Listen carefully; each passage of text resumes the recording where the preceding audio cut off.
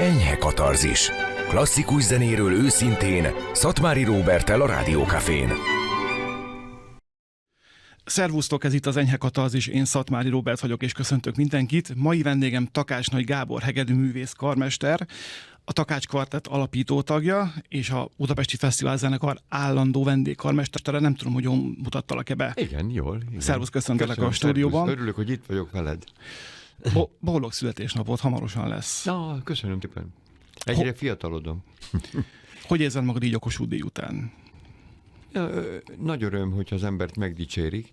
Ezzel együtt nem tudok többet Beethovenről vagy Mozartról, de viszont nagyon fontos az, hogy az ember visszajelzést kap, hogy értékelik, amit csinál. Tulajdonképpen ez jó a színpadon, az embernek jól esik az önbizalmának.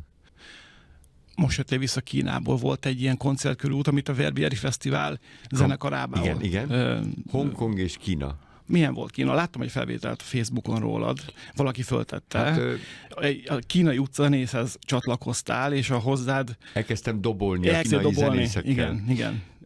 Meglepően barátságosak voltak, hát én nem arra számítottam, hogy barátságtalanok lesznek, de nagyon barátságosak, és fantasztikus, hogy fejlődik minden. Nem voltam ott 5 éve, tisztaság van, Svájcban élek, Genfben, de nem tisztább a genfi vagy a svájci utca sem, mint a kínai.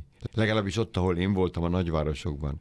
És nagyszerűen volt megszervezve a turné, és ami a legpozitívabb dolog volt, hogy a koncerttermekben a közönség 75%-a 18 és 30 év közötti. És hihetetlen emocionálisak voltak. És a végén, mikor jöttünk ki a zenekarral, és én a koncertépületből, olyan volt, mintha én egy futballsztár lettem volna, vagy mit tudom én, a Beatles együttes tagja. Hogy mennyire értékelték ott a ezt Nyugat-Európában nem tapasztalod, vagy hát, nézd, te azért egy ünnepelt zenész vagy, egy világsztár vagy. Hát, igen, nem tudom, de ott a közönség és Magyarországon is idősebb. Hát nagyon szeretem a közönséget, tehát nem azt jelenti, hogy aki idősebb, az nem jó közönség, de jó volt látni, hogy van a klasszikus zenének jövője itt Ázsiában. Igen, itt nálunk sajnos előregedőben van a... Kicsit, igen, és a fiatalok nem annyira fogékonyak talán a komoly zenére, mint én szeretném, hogy az legyenek. Ez nem úgy van, hogy bele kell öregedni ebben a műfajban, mert sokan ezt mondják, akikkel erről beszélgetek. Hát talán igen, de lehet, hogy az is hiányzik fiatalnak, hogy egy olyan élményt kapjon. El kéne menniük egy koncertre, és elkapni egy igazi nagyszerű koncertet, ahol megéreznék, hogy ugyanúgy emberi érzelmekről van szó, mint a popzenében. Csak más a nyelv. Igen. Valamikor nyilatkoztat, hogy nagyon sok fiatal tehetséges zenésszel találkozol, igen? De nem látod, hogy olyan szinten belennének oltva. Tehát, hogy nem a zene mélységét, vagy természetes lényegét nézik, hanem inkább a technikai precizitás az, ami uralkodik. Igen, kicsit ezt érzem ma is. Természetesen nem lehet általánosítani, ma is vannak fantasztikus, elhivatott fiatal művészek, de úgy általában azt látom, hogy ugye ők, a mai fiatalok telefonokkal, interneten, e-maillel érintkeznek egymással, tehát ők egy icipicit zártabban érintkeznek egymással. Amikor én fölnőttem, még telefonunk se volt otthon, minden életben volt, szóval minden ember és ember között. Tehát lehet, hogy ez is egy icipicit segítette abban az időben muzsikusnak lenni, vagy fiatal művésznek. Igen, és hát te legendás tanároktól tanultál, Kulták Györgytől, Mihály Andrástól. Rados Ferenctől. Igen, és nagyszerű kollégáim voltak, tehát elkaptam a 70-es évek második felében egy második aranykorát a Zeneakadémiának. Az első aranykor volt a 20-as, 30-as években Bartók, Kodály, Doknányi, Weiner generáció. És én nagyon szerencsés vagyok, hogy egy fantasztikus alkotói műhelyben nőttem föl ott a Zeneakadémián. Ez nem kritika mára nézve. Tehát ez nem egyáltalán, de mégis ott akkor egy fantasztikus gárda volt. Mi az, amit elsajátítottál? Mi volt akkor az a fő tanítási módszer? Azt hiszem, hogy ők tanítottak meg téged arra, hogy a lényeget kell nézni. Hát a lényeget, hogy nem a fizikai hang előállítása a lényeg, szóval, hanem mindig a belső tartalom, a mögöttes. Szóval a zene, ugye az a lélek nyelve, az egy spirituális sugárzás. És nem Szóval természetesen dolgoztunk technikai dolgokkal, szerettünk volna minél magasabb szinten játszani, hegedűn, csellón, brácsán, de ezek a nagy tanárok a zenén keresztül közelítették meg mindent. Mindig az volt, mi a belső tartalom. És ez mióta változott meg szerinted a világban? Hát látsz ilyen tendenciát, amikor ugye fokozatosan... Fokozatosan valami megváltozik. Aha. Megint azt mondom, hogy nem hülyeség általánosítani. Biztos ma is vannak, és tudom, hogy vannak fantasztikus tanárok, és szerte a világban. De abban az időben mi mertünk játszani az órán, ha egy icipici valami technikai baki, vagy valami kis baleset történt, nem is szóltak szinte érte. De ha üresen játszottunk, lélek és zenei elképzelés nélkül játszottunk, akkor baj volt, akkor leállítottak. Te érted? Szóval nem tehettük meg, hogy nem életre, halálra játszunk minden hangot. Illetve ezek nagy szavak, de tudod, mi színésznek lettünk képezve. Úgy értem a színésznek, hogy tulajdonképpen ez egy színház. Tehát mi is színészek vagyunk, nem szavakkal, hanem a hangokkal. És ez nekem nagyon nagy emlék, hogy például fiatal sráckoromban én jártam színházba, szüleim vittek, és legalább 4-5-ször hallottam Latinovics Zoltán szavalóestjét az egyetemi színpadon. És akkor már rájöttem, hogy hoppá, így kell zenélni, ahogy a Latinovics verset mond. Tehát tulajdonképpen meg kell jeleníteni minden szónak te színész is, ahogy mond, egy szavakat mond, nem azt mondja, hogy jó napot kívánok, örülök, hogy itt vagyok. Jó napot kívánok, örülök, hogy itt vagyok. Szóval millió, hangszín lehet egy szóban, egy mondatban, de az nem lehet, hogy csak a fizikai állapotot mutatni. Érted ezt, hogy mire gondolok? Abszolút, Tehát arra célzok, hogy abban az időben értékkereső tanításba volt részem. Tehát egy órán játszottunk, és akkor nem az volt, hogy na most már megint nem vagytok együtt, vagy mit tudom én, hamisak vagytok, az volt, fiúk, akkor most nézzük meg, mi is van a hangok mögött. Tehát esetleges technikai, materiális baleseteket mindig avval oldották meg, legalábbis avval, hogy mi történik a hangok mögött. Tudod, ki mondta ezt nekem legutoljára? A Pauk György, akivel csináltam egy beszélgetést, ő is azt mondta, hogy akkor mindig a hangok mögé kell nézni. Mindig a hangok mögé kellett nézni, tudod? Uh-huh. Egyébként van erre egy nagyon jó történetem, ugye elmondhatom. Egész nyugodtan van időnk.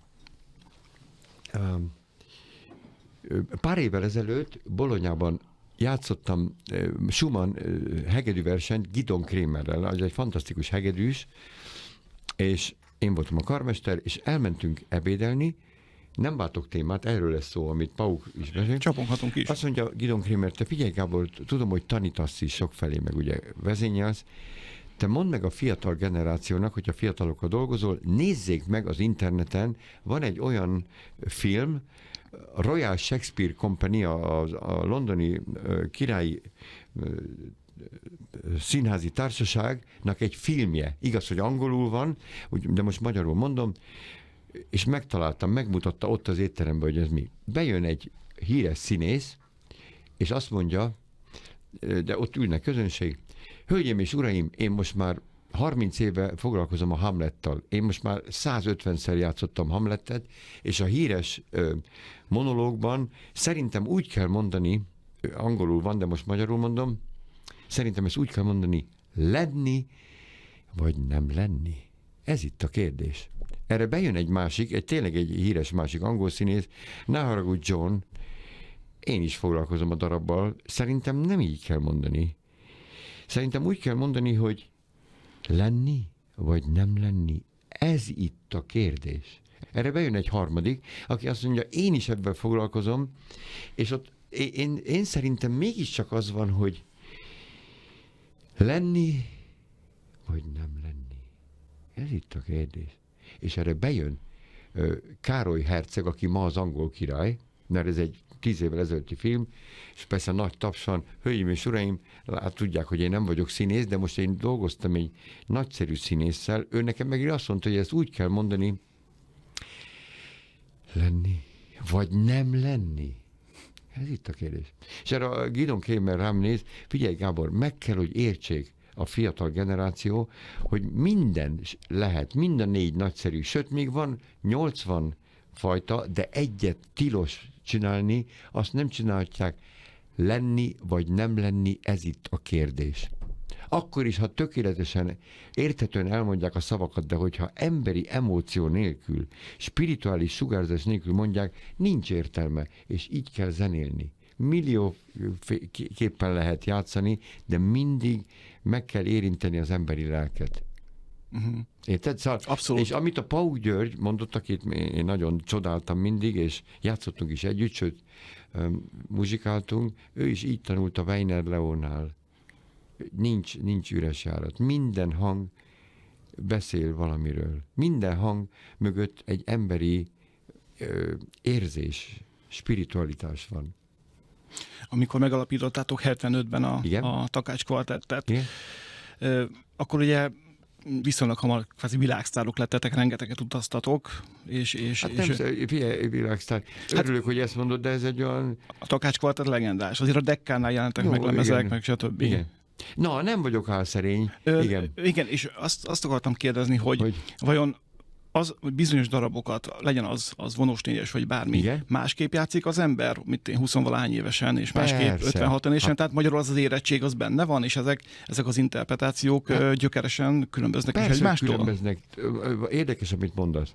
Mert például pár hónappal ezelőtt beszálltam az autóba, és a feleségem azt mondja, figyelj, milyen szép, ahogy fölvettétek, mit tudom én, 35 éve a Dekkánál a Haydn vonós négyest.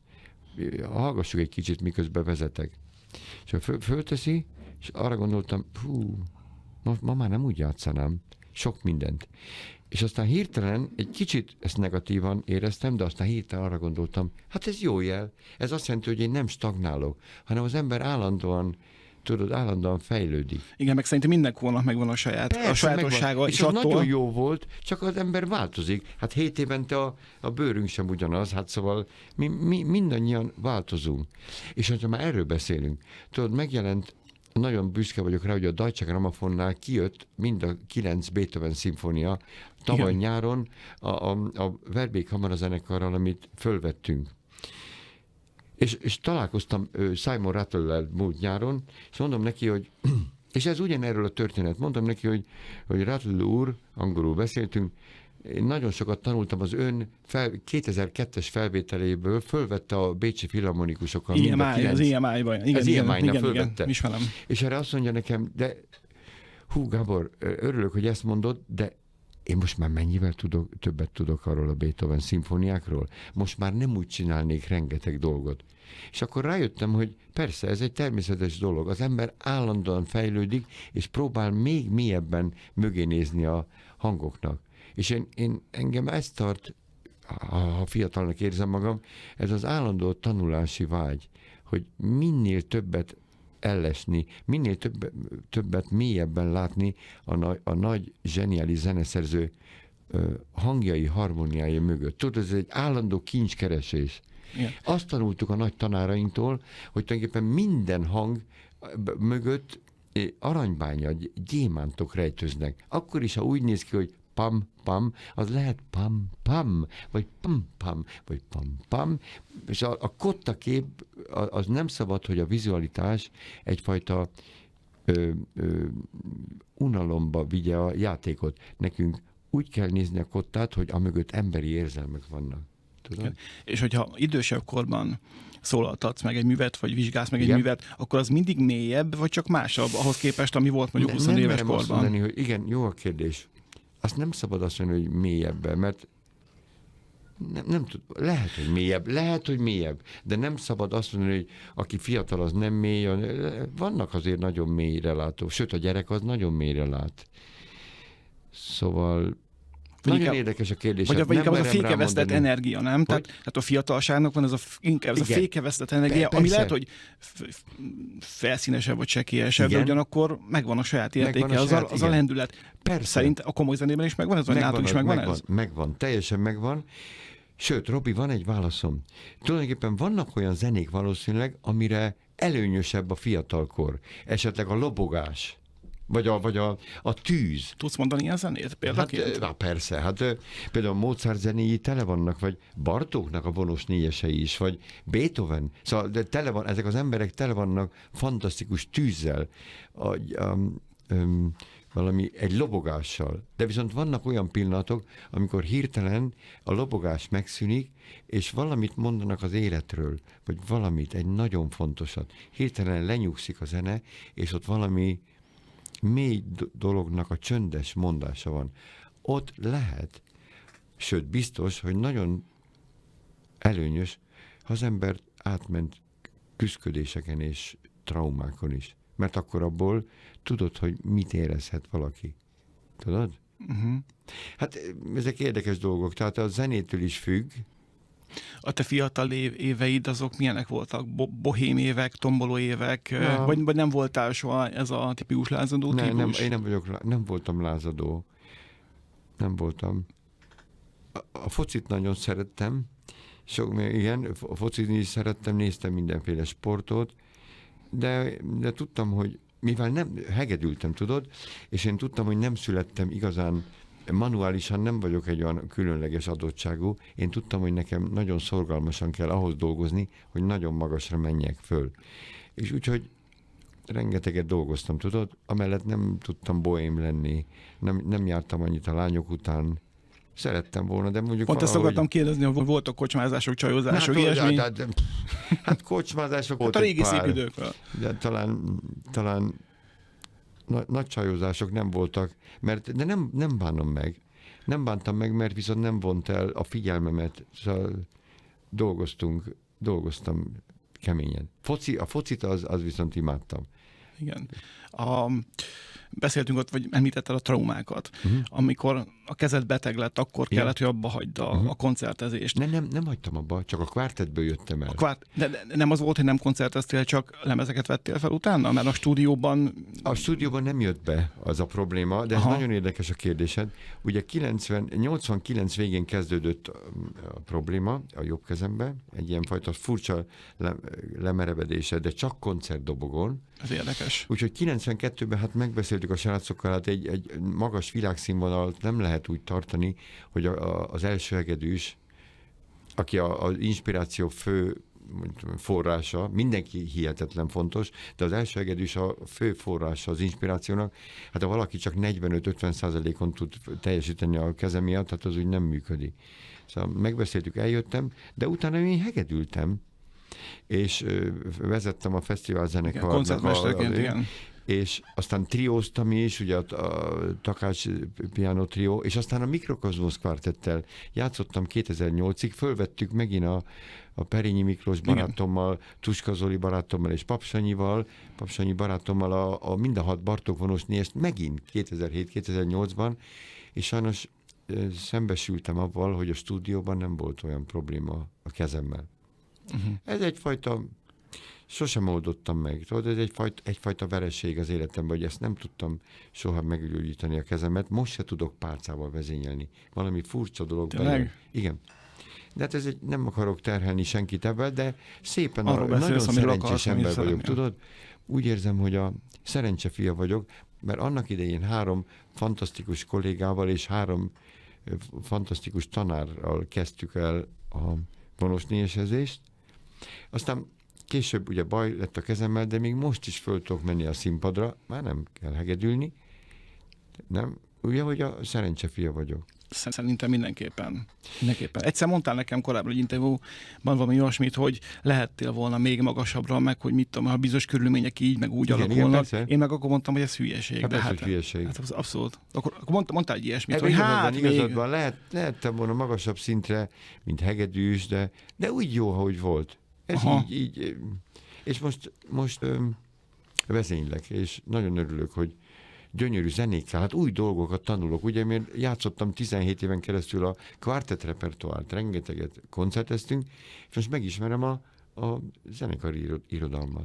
De egyébként, amikor a fesztivál zenekar koncertmestere voltál, igen? A betegség közben, után, stb., akkor vissza kellett valahogy jönni, hogy le tud azokat játszani a színpadon, és azokat a szólamokat, nem? Egy fél évig nem játszottam. Aha. Tudod, meghívottam, emlékszem, Fischer Iván és Kocsis Zoltán, ők ketten voltak a vezetők 92 végén, és akkor ők meghívtak, hogy játsszak, próbáljam vezetni a zenekart, de mondtam, hogy nekem szükségem van 5 hónapra.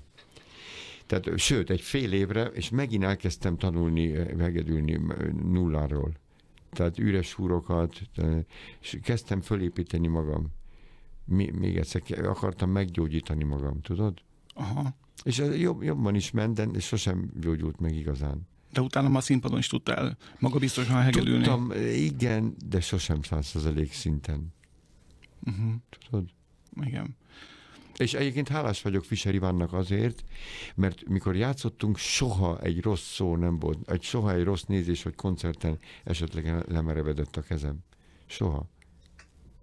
És milyen vezényelni, mennyiben más vezényelni zenekart, mint velük játszani? Hát teljesen más, ugye, mert nincs a hangszer a kezemben, tehát tulajdonképpen nagyon misztikus dolog ez az egész vezénylés, tulajdonképpen ez egy pszichológiai kihívás is. Mert az a lényeg, hogy a zenészek megérezzék, hogy én nem azért vagyok ott, hogy őket kritizáljam vagy uraljam, hanem azért vagyok ott, hogy inspiráljam őket, és segítsem őket, hogy tudják, hogy mikor és hogy kell játszani. Tudod? Valahogy úgy látom, persze ez könnyű mondani, de egy karmesternek a legfontosabb 3 dolog, amit csinálhat, illetve 4 dolog van.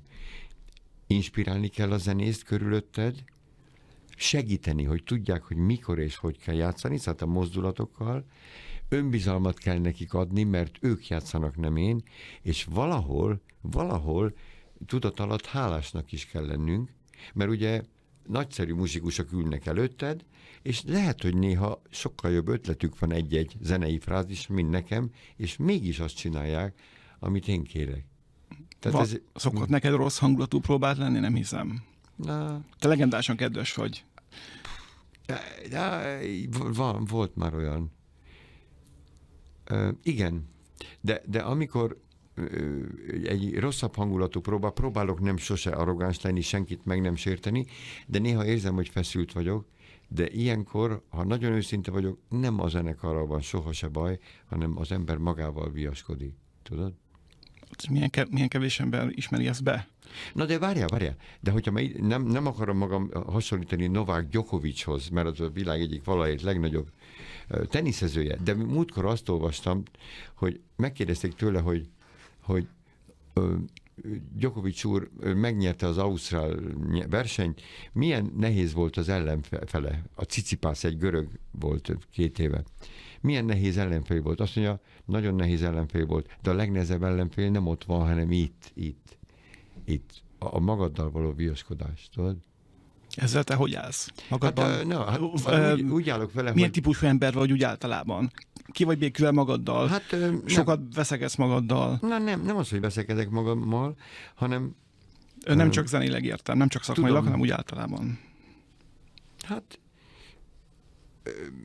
Általában úgy boldog vagyok avval, hogy aki vagyok, de apró dolgokat nem bírok magamban.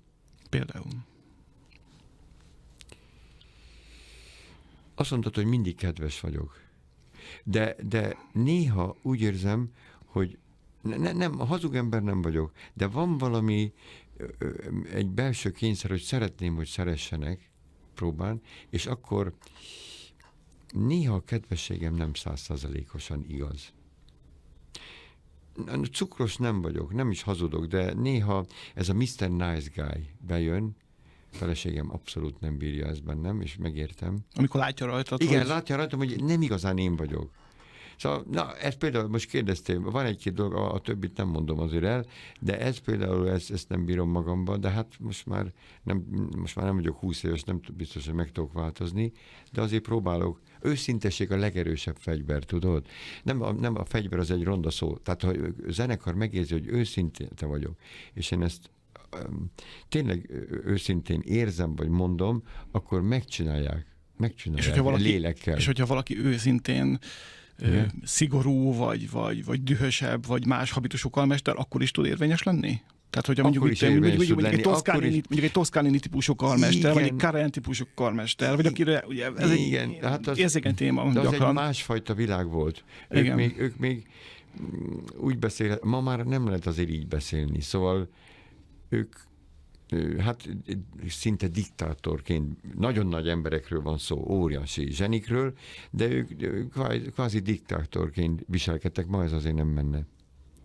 De érdekes a kérdésed, hogyha a zenekari játékos megérti azt, hogyha valaki egy kicsit idegesebb, vagy egy kicsit élesebb, de ott azért van egy határ, nem szabad megsérteni.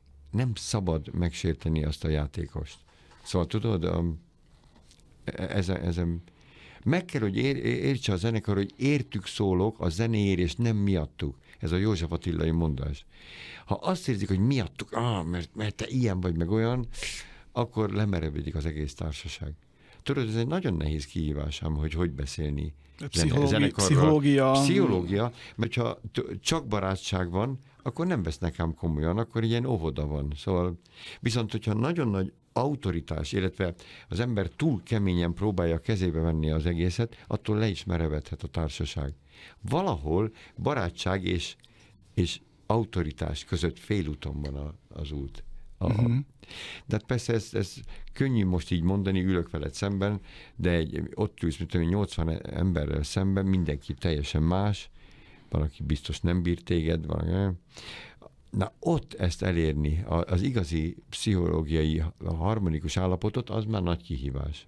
Ehhez azt kell gondolom, hogy amit gondolsz az adott zeneműről, igen, abban te 100%-ig biztos légy. Hát vagy csak elfeded, hogy nem... Hogy... Nem, hát azért 100%-osan senki nem biztos, mert ugye nem találkoztunk a zeneszerzővel. Egyikünk sem találkozott Mozarttal, Beethovennel. Alázatosnak kell lennünk, de azért persze hinnod kell. Hinnod kell, amit mondasz, de sosincs 100%. Mert tudod, hogy esendő vagy, nem biztos, hogy az pont úgy van.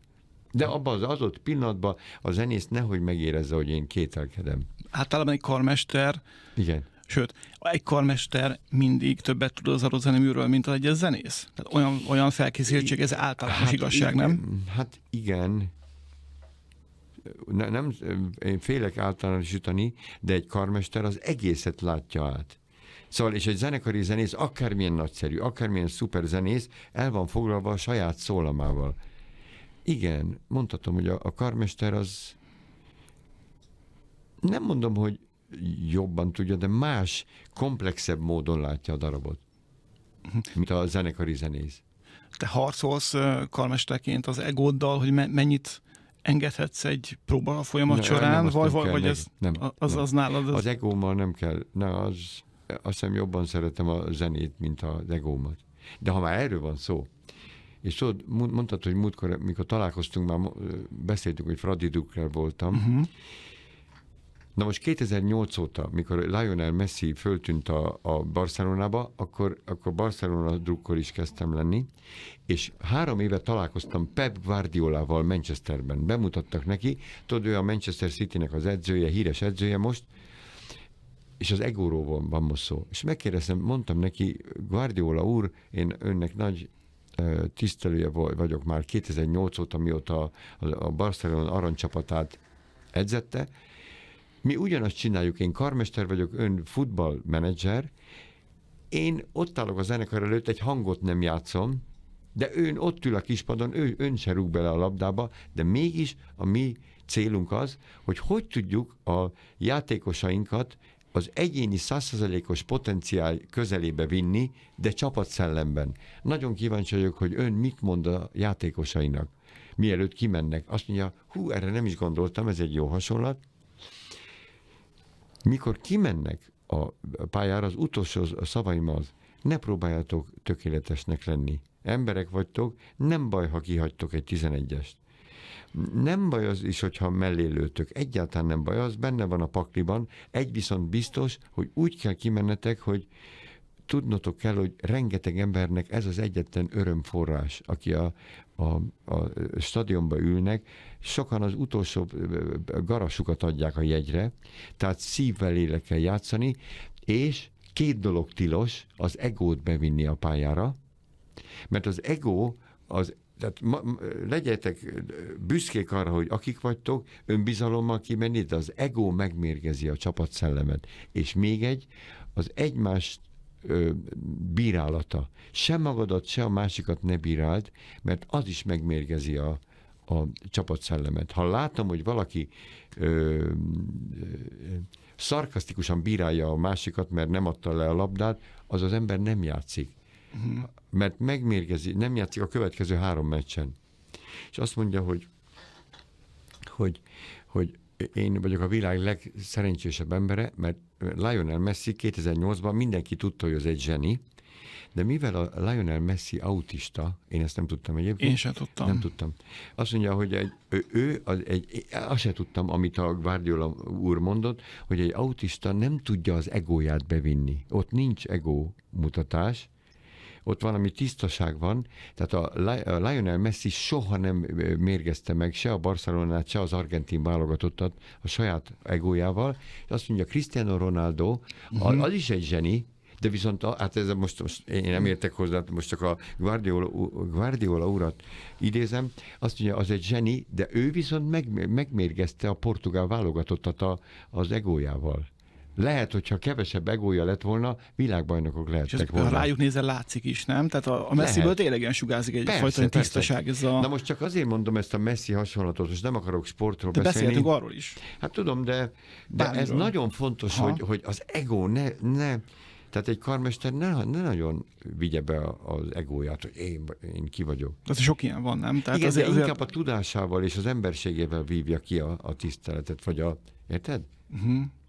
Egyébként volt egy nagy találkozásom, volt egy nagyszerű, nagy holland származású karmester, Bernard Haitink, akivel találkoztam, és beszélgettünk is, és azt mondta, hogy Gábor, hogyha egy zenekar megérzi, hogy te jobban szereted az egódat, mint őket és a zenét, együtt fognak játszani, de a lelküket meg nem tudod kapni. És ezt megérzik rögtön az első pillanattól kezdve? Szerintem valószínű. Hát én ezt nem kérdeztem tőlük, de valószínűleg meg lehet érezni. Itt a Messi is példánál arra gondoltam, hogy ilyen érdekes, hogy a legmagasabb felkészültséggel rendelkező focistákat a meccs előtt úgy motiválja az edző, hogy nem kell mindig tökéletesnek lenni. Pontosan. Mert pont, ez tök érdekes, nagyon érdekes. Én ezt mondom is egyébként zenekari a főpróbán, hogy figyeljetek, ne féljetek attól, hogy kis apró baki van, emberek vagytok. De mindenkit, szóval a zenélés célja nem a hiba elkerülése, hanem maga a zenélés. És a mai korban nehezebb egy fiatal zenésznek lenni, mint az én koromban. Mert annak idején, szóval mai világban van ez, megint nem akarok általánosítani, de ahogy beszélgetek fiatal zenészekkel, azt látom, hogy valaki játszik valahol, egy fiatal zenész, első számú feladat, nehogy valami mellé menjen, mert akkor azt mondják, nem vagyok jó vagy tehetséges, tudod? Igen. És ez lemerevíti az izmokat és a fantáziát is.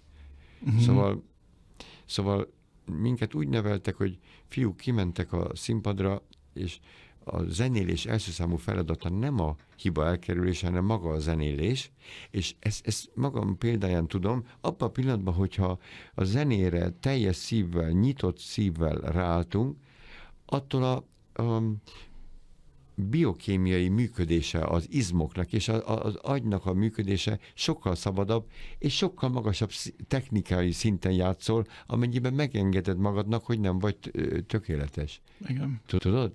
Úgyhogy a Guardiolának ez a megjegyzése, hogy ne próbáltok tökéletesnek lenni, ez szerintem föloldja a játékost.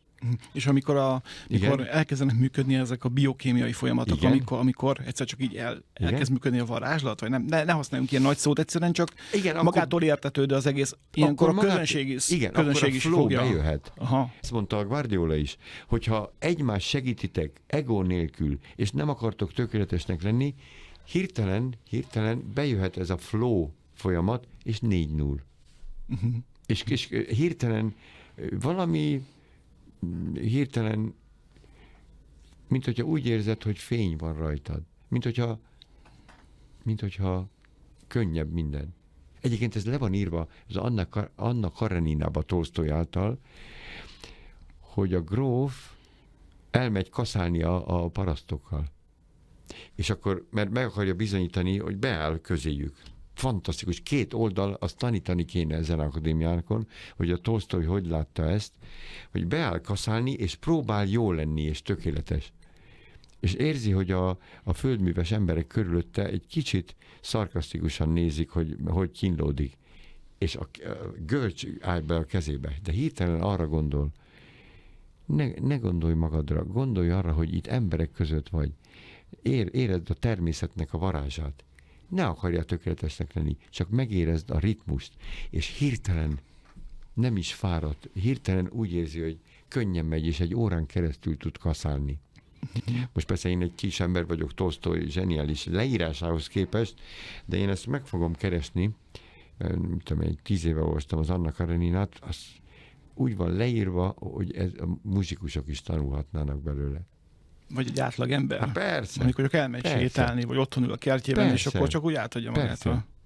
Szóval ezek érdekes dolgok, tudod? Néha nem is kell a nagyra gondolni, amikor az ember keresi az élet értelmét, nem? Hanem úgy ott van minden. Hát csak ott van minden. Legyünk hálásak, hogy élünk, hogy itt vagyunk. Ugye utasok vagyunk itt a Földön, nem tudom mennyi ideig, és annyi gyönyörűség van a világban. Próbáljuk azt látni, még ha gondjunk is van, hogy a pohár félig tele van, nem félig üres. Igen. Hát, igen. Mozart, ha jól tudom, nagyon közel áll hozzád, különösen közel áll hozzád, és te is vagy könyvelve egy Mozart specialistának. Itthon Magyarországon nem? Most hát értem, nem szeretem belerántani magam ilyenbe. Én nagyon szeretem Mozartot, és sokat is vezényleg. Miért alakult ez így, vagy miért érzed magad különösen közel Mozart zenéhez? Mi az, amitől különleges neked? Amitől különleges az, hogy tudod, mikor meghalt a nagyember Mozart, akkor Nannel, a nővére azt írta, hogy öcsém egész életében úgy viselkedett, mint egy gyermek. Egy igazi gyermeki módon. Én úgy látom, hogy Mozarthoz 2 kulcs van. Van egyfajta tiszta, igazi gyermeksége, őszinteség, mélység, nyíltság, frissesség, és a másik, hogy született színházi ember volt. Született operaszerző. Na és most erről van szó, hogy miért szeretem Mozartot. Találtam egy nagyon szép Ady Endre rövid esszét Petőfiről. Azt mondja Ady, most nem tudom, bocsánat a irodalmárok, vagy lehet, hogy azt mondják, hogy nem pontosan idézem, de a lényeg ez, azt mondja, Petőfire nem tudnék gyönyörűbb szót használni, mint a gyermek. Na most itt a Petőfire be lehetne helyettesíteni Mozartot is. Petőfit és Mozartot nagyon hasonlónak látom, érzem. Azt mondja Ady, miért nem adják azt a címet, illetve a dicséretet a legnagyobb kegyként, illetve dicsőségnek az embereknek, mint hogy gyermek. Mert a gyermek a legigazibb teremtése a világnak, mert a gyermek az elevenség, az öröm, a frissesség, az őszinteség, a jövőbe ható ígéret, a bilincsben nem vert ember, az igazán igaz Isten. És én ezt úgy látom, hogy a Mozart zenéjében vissza kell mennünk a gyerekkorba, valahol, amikor még hittünk abba, hogy az emberek mindenki igazat mond. Hittünk abba, hogy a szüleink a legokosabb és legerősebb emberek. Van valami nyíltság, őszinteség, de mélység is, ahogy a világra látunk. Tudod? Mozartban van valami isteni gyermekség. De most ez nem azt jelenti, hogy ő nem volt fantasztikus mélyen érző. Hát egy gyerek is különben, most nem azért, egy 7 éves gyerek, hogy miket lát. Tudod? Amikor beszélgetsz karmesterekkel, vagy művészekkel, igen. manapság, igen. akkor van alkalmad arra, hogy ilyen mélységekről, ilyen filozofisztikus mélységekről beszélgessetek, és hogy van erre nyitottság? Vagy inkább szakmáztok? Vagy ez hogy néz ki? Hát ez néha van rá mód, de néha a fociról beszélünk, néha kajáról. De szerintem, mikor találkozott Mozart és főzésről vagy evésről? Figyelj, nem, hát én nem tudok főzni. De például, amikor Mozart és Haydn találkozott, néha arra gondolok, nagyon szerették egymást, és mentek el Salzburgba, vagy máshol is vacsorázni, és néha arra gondolok, vajon miről beszélhettek? De lehet, hogy csalódás lenne. Nem biztos, olyan mély beszélgetés volt. Szóval lehet, hogy ezek az emberek, akik a mélységekbe kutatnak, nekik kell a megkönnyebbülés egy ilyen találkozáson. Igen, igen. De a kérdésedre visszatérve persze, hogy van, hogy néha ilyenekről beszélünk.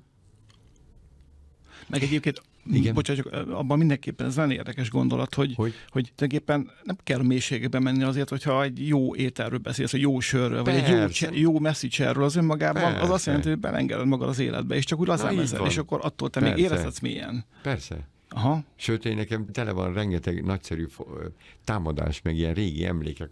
Valaki, aki focit szereti, akkor én nagyon szeretek ilyen foci dolgokról beszélni, hogy emlékszel arra a támadásra? Mikor a Nyilasi Tibi leadta a Pusztajnak a labdát a 2-s rangadón, elment. Hányba volt ez? A 70-es évek közepén, 74-ben. És 2-s rangadók voltak, már szitták a magyar focit, már tudom, mindenki mondta ott a stadionban, hogy ez nem olyan, mint a Puskásség, de még 80 000 voltunk a stadionban. És emlékszem ilyen nagy meccsekre. Na most visszatérve, nem ezt akartam most mondani, hogy te figyelj, el szeretnék mondani valamit, egy tapasztalatot. Én úgy érzem, hogy mikor emberek elmennek egy koncertra, moziba, színházba, vagy egy filmet néznek otthon, valahol szeretnének visszamenni a gyerekkorba. Az, hogy most egy mesét szeretnének kapni. Egy történés történik, amitől el tudják felejteni bajaikat. És én rájöttem arra, hogy amikor én mesét mondtam az én lányaimnak, és amikor csak így mondtam a mesét a lányoknak, hogy kicsik voltak még, hogy figyeljetek lányok, olvasok egy mesét. A királyfi találkozott a gyönyörű király kisasszonnyal, de jött a boszorkány vagy a farkas. De csak így mondtam, nem igazán megjelenítve színháziasan a mesét, akkor rengetegszer a lányok azt mondták, papa, éhes vagyok, szomjas vagyok, pipi, vagy mit tudom én, pisilni kell. De ha tényleg úgy mondtam a mesét, hogy na figyeljetek ide, most mondok nektek egy nagyon szép mesét. A királyfi találkozott a gyönyörű király kisasszonnyal. De jött a boszorkány, jött a farkas, ekkora foga volt. Szóval egy kicsit színházba berántottam őket, abban a pillanatban ők elfelejtkeztek mindenről. Most én ezt látom a zenélésben a legnagyobb kihívást, hogy miközben ott ül a közönség, akik gyermekek valahol, tehát várják a mesét, nekünk nagyon őszintén kell játszani, tehát ez nem eladjuk magunkat sikerorientáltan, de mégis egyfajta színházi vénát bele kell vinni minden hangba, hogy megérintse, hogy lélekből lélekbe menjen, tudod? És ezt, mint karmester, nekem ez az egyik legnagyobb kihívás, hogy közben persze dolgozni kell.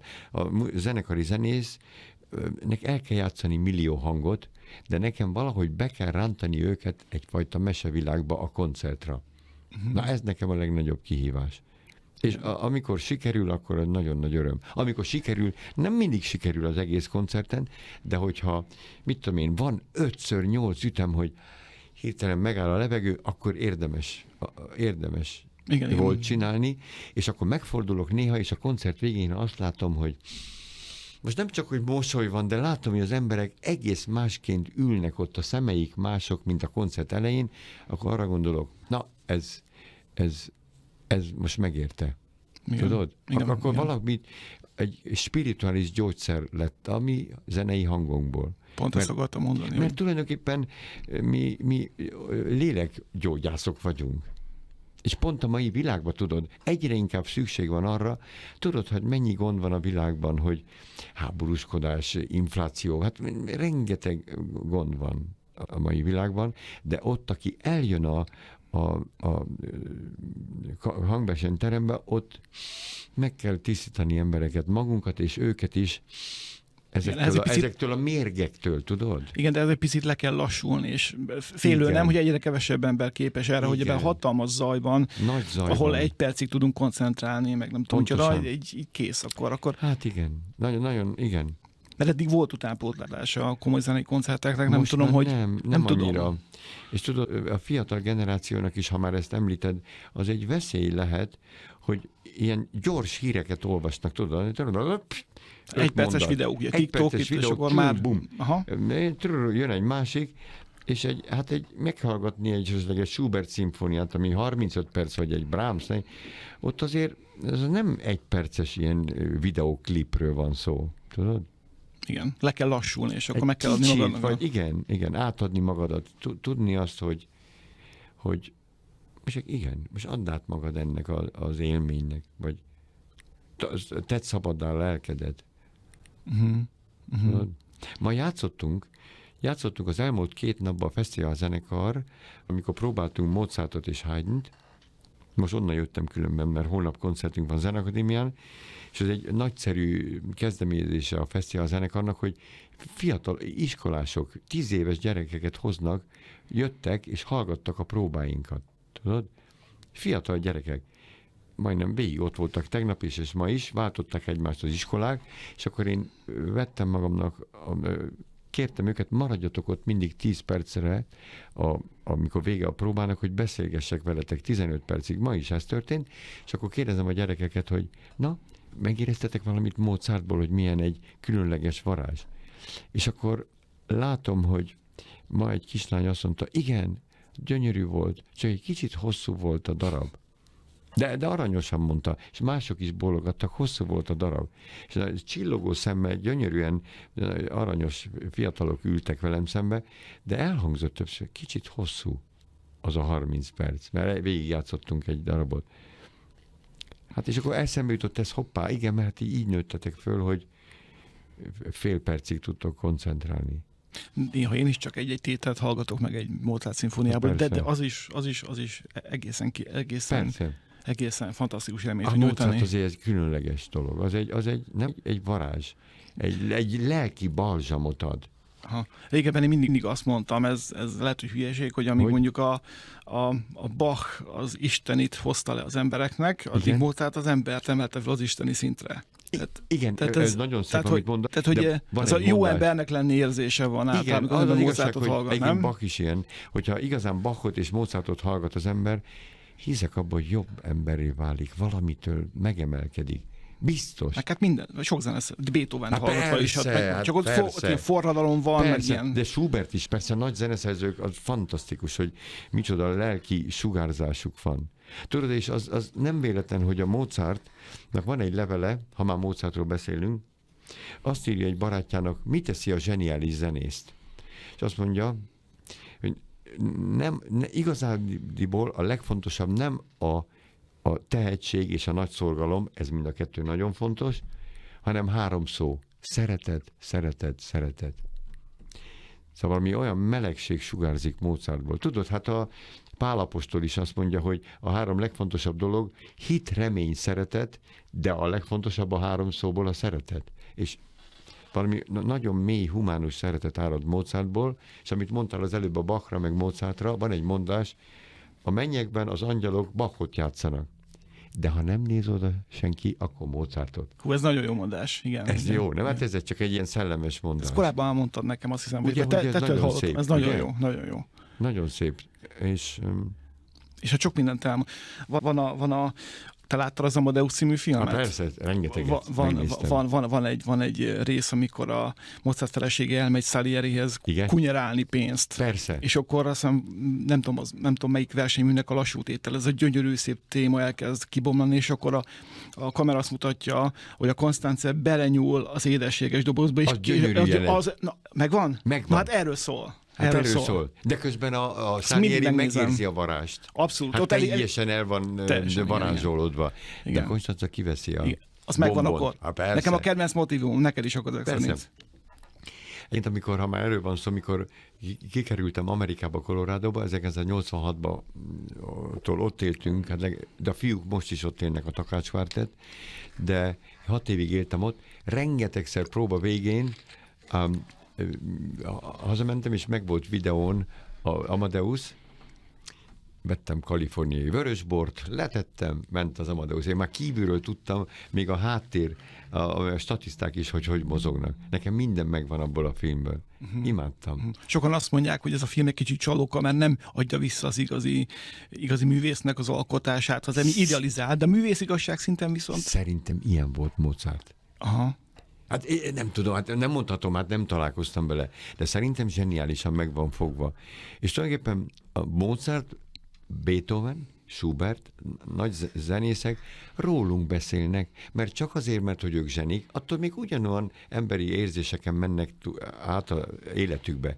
Szorongás, boldogság, szerelembeesés, lelkesedés, elszomorodás, közel a depresszióhoz. Szóval rólunk beszél.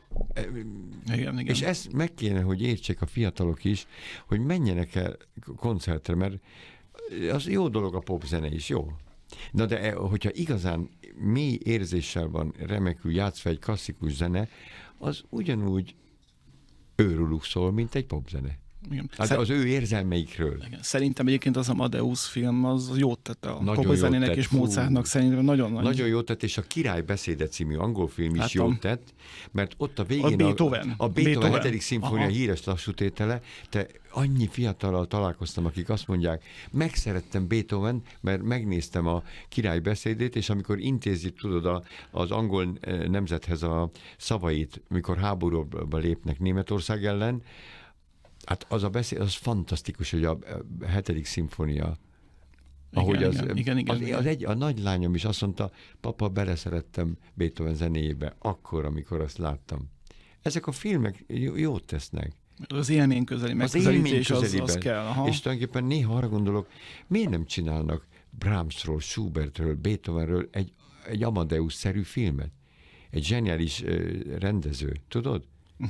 Lehet, hogy Mozart... Mondjuk volt egy jó darab is ott, ugye hát a Péter volt egy jó Schaffernek. darab is, de hát tulajdonképpen milyen érdekes lehet, fantasztikus, hogy milyen lehetett Schubert élete, vagy Beethoven élete. Igen. De úgy, hogy ember közelbe hozni igen. a zenéikkel. Az Ed Harris főszereplésével készült egy Beethoven film, azt nem láttad? Azt nem láttam, de hallottam róla. Korán sem olyan jó és emlékezetes, mint a hát kell egy Milos Forman, de persze kellett a darab is.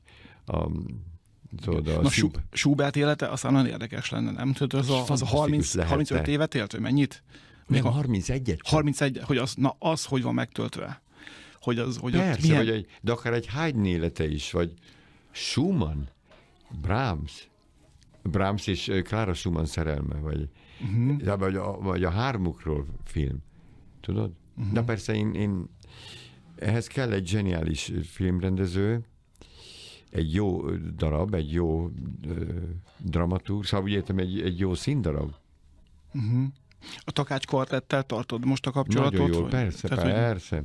De hát főleg a Schranz Karcsival és a Fejér Andrissal, akik még mindig ott élnek, szegény Ormai Gabi, a brácsásunk, ő meghalt 95-ben, ott Coloradóban. De a két magyar sráccal ugyanúgy tartjuk a kapcsolatot, és ha nem beszélek néha velük telefonon, akár 2-3-4 hónapig, mikor fölveszünk a telefont és beszélünk, az olyan, mintha tegnap váltunk volna el. Tudod, az nem múlik el ez a 17 év. Ez egy fontos kötelék neked. Nagyon fontos. Ez az életem egyik tulajdonképpen legnagyobb kalandja. Igen. Azóta is nagyon szép kalandokban volt részem, de amikor megkaptam, tudod, a Kossuth-díjat, akkor én fölhívtam őket, illetve írtam nekik. És azt mondtam, hogy ebbe ti ugyanúgy benne vagytok. Az a 17 év. Ahogy mi együtt megtanultunk a dolgokat a nagy tanárainktól, és együtt kiküzdöttünk egy bizonyos színvonalat, az rányomta bélyegét későbbi életemre. Tehát anélkül a 17 év nélkül nem lett volna ez a díj. Nem is lettél volna ilyen jó karmester, hogyha nincs az első 17 év. Hát remélem jó karmester vagyok, de minden esetre ez segített. De ebben az, hogy jó karmester vagy, kulcs szerepe van annak a 17 esztendőnek, ezt mondtam. Biztos. Hát 100%. Szoktál még azzal álmodni, hogy újra együtt színpadon vagytok ti négyen az alapítók közül? Igen, de néha nagyon furcsa álmok vannak. Mert néha szeretnék fölmenni a dobogóra, de akkor hirtelen ilyen álmok is vannak, de a mostani első egedűs azt mondja, de Gábor, ne haragudj, hát én megyek föl velük. Furcsa, az álmok furcsák. Aztán olyan is van, hogy azt mondják a fiúk, hogy na figyelj, akkor játsszuk el a Bartók 2-est, meg a Beethoven émol vonos 4-est. És akkor álmomban mondom, hülyeskedjetek, nem gyakoroltam. Hát már megint kezded a hülyeséget. De mondom, nem gyakoroltam, és akkor ő nagyon jó fölébredni. De álmodok velük. Igen, azért kérdeztem, ezt mondtad korábban. Álmodom. Ha ez volt életed egyik legnagyobb kalandja, igen? Tudsz még mondani egyet-kettőt, ami ha nem is ehhez mértő, de nagyon emlékezetes. Hát emlékezetes, hogy a feleségemmel való találkozásom. És akkor Anglia vagy York? Nem, az Genfben volt. Genfben volt. Játszottunk a fiúkkal egy 1985-ben volt. Ránki Dedivel volt, egy magyar nyár volt, egy szabadtéri színpadon, a Genfi Városháza udvarán játszottunk, és kimentünk, erre tisztán emlékszem, Mozart G-dur vonosnyes volt az első szám, utolsó szám a Dezsővel volt, Schumann zongoraötös. Kimentünk a Mozartra, és meghajoltunk, és megláttam egy gyönyörű hölgyet a 4. sorba. És akkor emlékszem, hogy mikor hangoltunk tételek szüneteibe, és akkor is néztem őt. És mondták a fiúk, te mit csinálsz, figyelj már.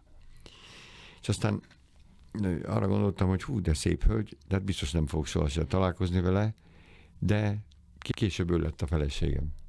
Tehát ez egy hosszú történet, de ez is egy nagy találkozás. Kíváncsi vagyok, hogy egy ilyen nagy ihletésű látvány mennyire tudja felturbozni a játékodat. Ugye a színpadon, turbozni, persze. Ugye? És aztán most is a lányaim, mert örülök neki, hogy a lányaimnak többször elmondtam, figyeljetek ide, ez egy nagyon romantikus történet, hogy papa fölmegy a színpadra, játszani Mozart vonosnyest, és meglátja mamát. Nem szép? És ez tényleg így volt.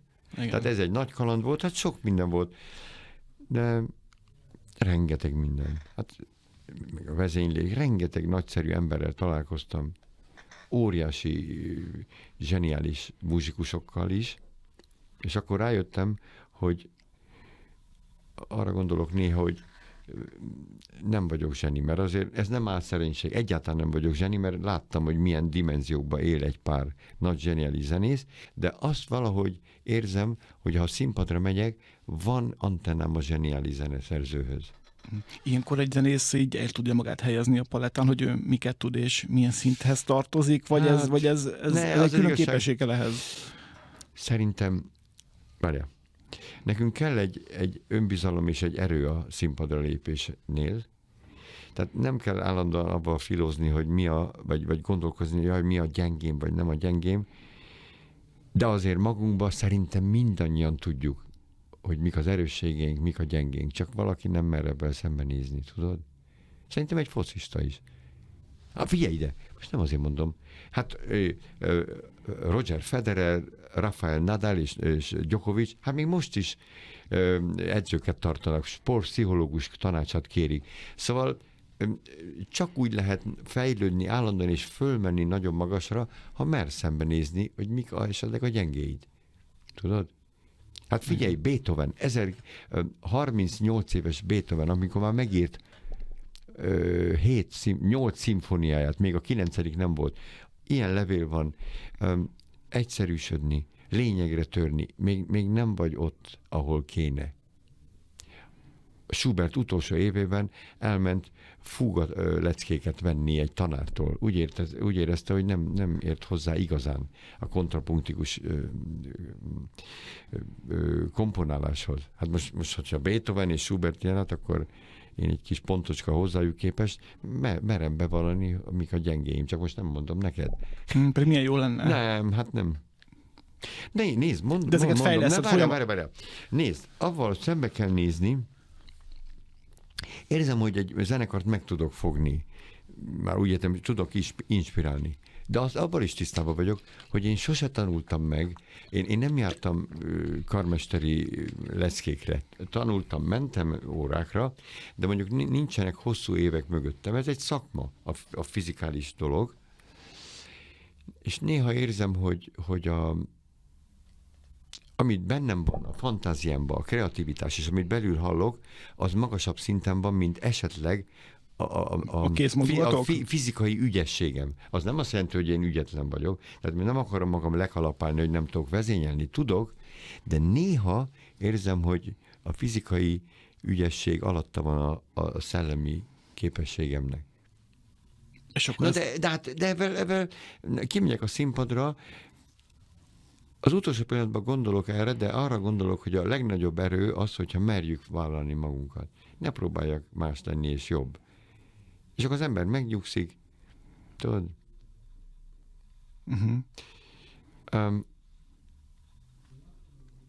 Még egyszer élhetnék. Na várj, nem, jobbat mondok. 20 évvel ezelőtt, amikor elkezdtem vezényelni, akkor 1 év után, vagy 2 év után, ha még egyszer csinálnám, le kellett volna állnom, és fél évig tanulmányokat folytatni. Még lehet, hogy most is tudnék. Érted? De most ezt nem azért mondom, hogy most azt mondják nekem, hogy most miért kellett neked ezt elmondani, most kalapálod magad ez a földbe, álszerénység, mit tudom én. Na de most én őszinte vagyok veled. Ezt köszönöm szépen, és de azért mindig fejlődsz. Persze. Azért tudom, hogy ügyes vagyok, tehát azért most nem fogok ott össze-vissza hadonászni holnap a Zeneakadémián. Mégiscsak az egyik legjobb zenekart vezényel a világon. Tehát hát az egy fantasztikus zenekar, persze, nagyszerű zenészek ülnek előttem, és az nagy öröm ilyen kvalitású embereket berántani a spiritualitásba. És az milyen jó végszó, úgyhogy Gábor, köszönöm szépen, hogy itt voltál velem, és csapunkba beszélgettünk a csajozástól, a bohémságtól, a fiatal évektől, Mozart, itt minden volt, a spiritualitásig bezárólag. Volt minden. Köszönöm szépen, hogy itt voltál. Én köszönöm, hogy itt lehettem veled. És milyen hamar eltelt az 1 óra? Figyelj, nem is vettem észre. Abszolút. És tényleg elment 1 óra? 1 óra 2 percre beszélgetünk, igen. Hát ez volt akkor ez a jó beszélgetés. Igen. Köszönöm szépen, és még egyszer gratulálok a Kossuth díjhoz. Nagyon szépen köszönöm. Ez komoly volt. Szatmári Róbert műsorát hallottátok. Enyhe katarzis legközelebb jövő hétfőn este 9-kor a Rádió Cafén. Ezt a műsort is megtaláljátok a Rádió Café Spotify oldalán.